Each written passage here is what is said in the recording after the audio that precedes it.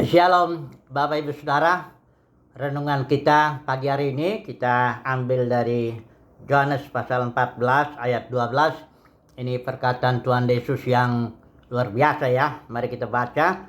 Aku berkata kepadamu, sesungguhnya barang siapa percaya kepadaku, ia akan melakukan juga pekerjaan-pekerjaan yang aku lakukan. Bahkan pekerjaan-pekerjaan yang lebih besar daripada itu, sebab aku pergi kepada Bapa. Di sini Tuhan Yesus katakan, kalau barang siapa yang percaya, dia akan melakukan pekerjaan yang lebih besar daripada yang Yesus lakukan. Tentu bukan penyelamatan di kayu salib, karena itu pekerjaan hanya dijalankan oleh Yesus Kristus dan sudah selesai. Jadi maksud Yesus itu kamu akan melakukan pekerjaan lebih besar itu bukan pekerjaan penebusan dosa ya. Tapi kita harus tahu dulu pekerjaan Yesus itu. Yesus datang ke dunia ini untuk apa ya? Yesus katakan di satu bagian firman Tuhan, dia bilang, aku datang bukan untuk menghakimi dunia. Aku datang untuk menyelamatkan dunia. Itu sebabnya Yesus itu gelarnya juru selamat dunia. Karena apa? Karena dia mau menyelamatkan dunia ya. Kalau orang nggak menyelamatkan seluruh dunia, nggak layak dia dapat gelar juru selamat dunia.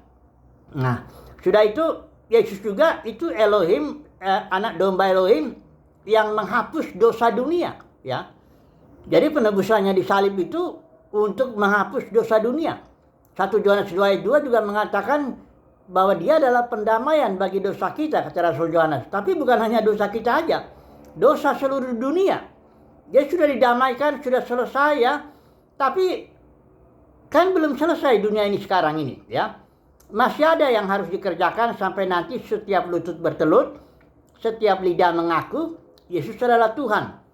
Sampai nanti genap perkataan Tuhan Yesus, aku akan menarik semua orang datang kepadaku.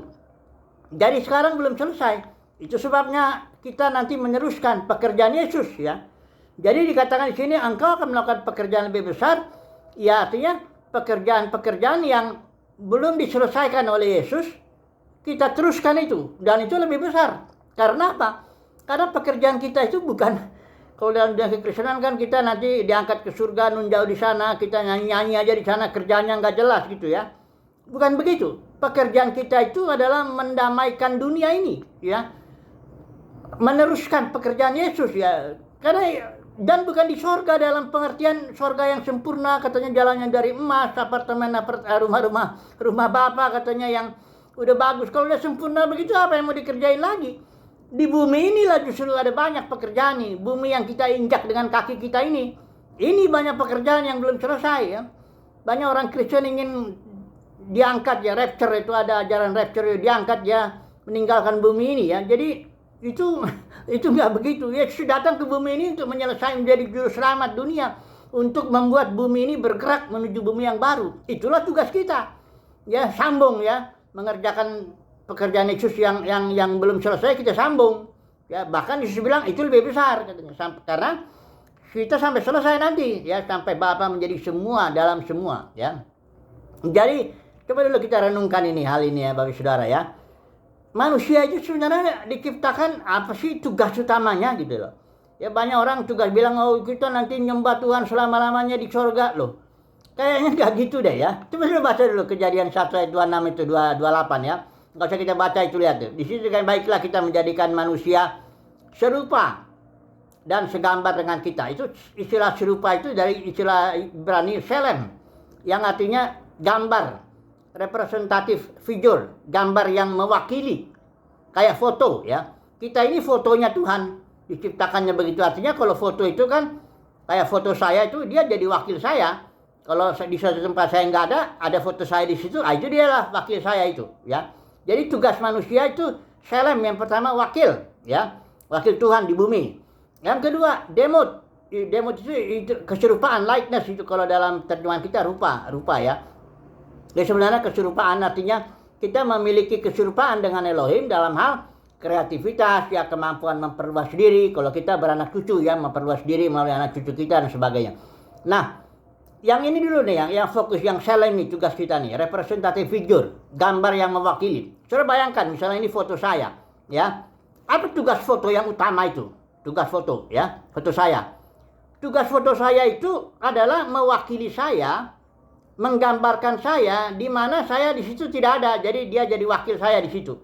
Foto saya misalnya nih, foto saya tiba-tiba berbalik badan dia ngelihat ke saya. Dia nyembah-nyembah saya gitu nih foto ini misalnya begitu ya.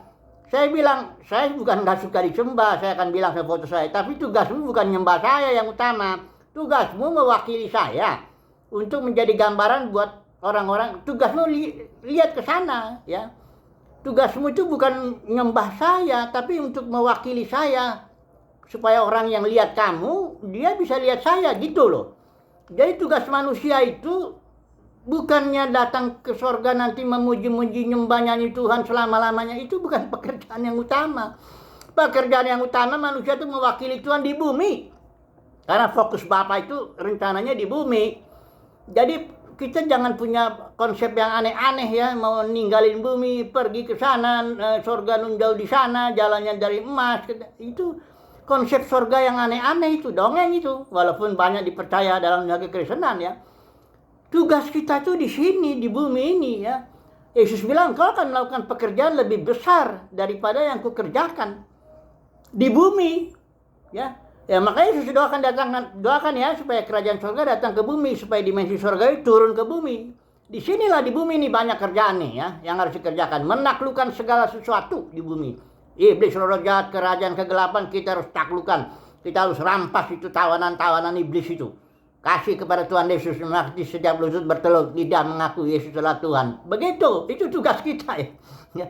Jadi ini luar biasa ya. Kapan tugas ini bisa kita jalankan? Kalau sekarang belum. Karena Roh Kudus di sini dikatakan ya, sebab aku pergi kepada Bapa. Apa maksudnya ini?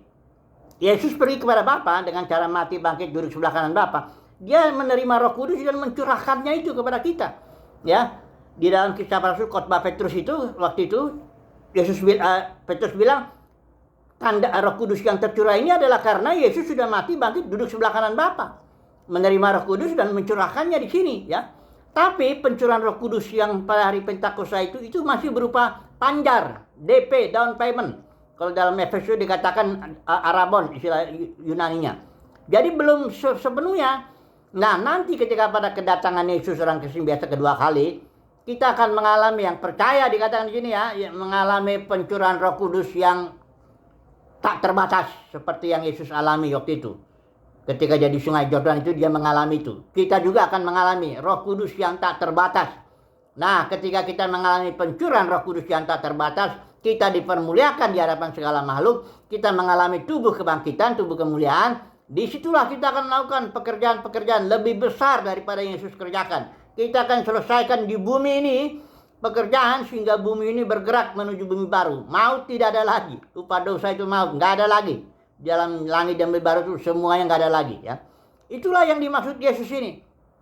Barang siapa percaya, dia akan melakukan pekerjaan-pekerjaan lebih besar daripada yang kukerjakan ya. Semoga kita ini termasuk orang-orang yang percaya lah ya. Jangan kayak orang-orang yang berharap naik ke surga nun jauh di sana, nyanyi-nyanyi di sana nggak karu-karuan nih. Jangan sampai begitulah ya. Semoga kita yang mendapat kasih karunia, kita orang yang percaya dan pada waktunya akan melakukan pekerjaan-pekerjaan yang lebih besar daripada yang Yesus kerjakan. Haleluya. Amin.